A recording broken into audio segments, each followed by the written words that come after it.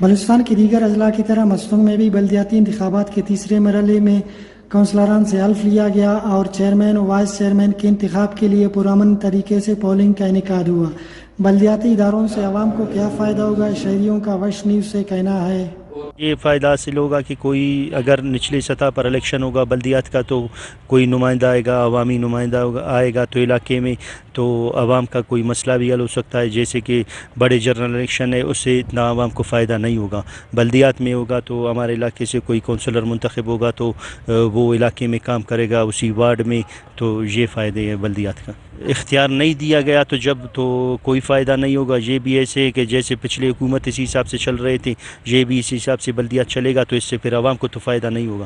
تو بلدیاتی الیکشن کا مقصد یہ ہوتا ہے کہ اختیارات نچلے سطح پہ آ جائیں اور پبلک اپنا جو مسئلہ مسائل اپنے علاقے کے کونسلرز، وارڈ کے کونسلر اور یونین کونسل کے چیئرمین کو بآسانی سے پہنچا سکے۔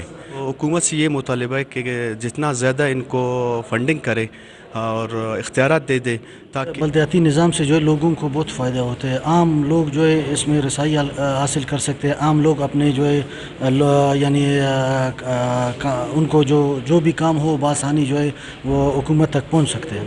الیکشن کمیشن کے نوٹیفیکیشن کے مطابق آج 9 فروری کو تمام ہمارے جو یونین کونسلز ہیں ڈسٹرکٹ مستونگ کے، ان میں چیئرمین اور وائس چیئرمین کے لیے الیکشنز ہو رہے ہیں۔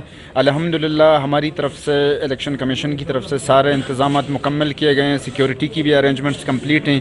جیسا کہ آپ دیکھ سکتے ہیں یہاں پہ جتنے بھی ہمارے کونسلرز ہیں، نمائندے ہیں، وہ آئے ہوئے ہیں۔ بلدیاتی نظام کے ذریعے اختیارات نچلی سطح پر منتقلی سے عوام کی بنیادی مسائل کی حل ممکن ہوگی۔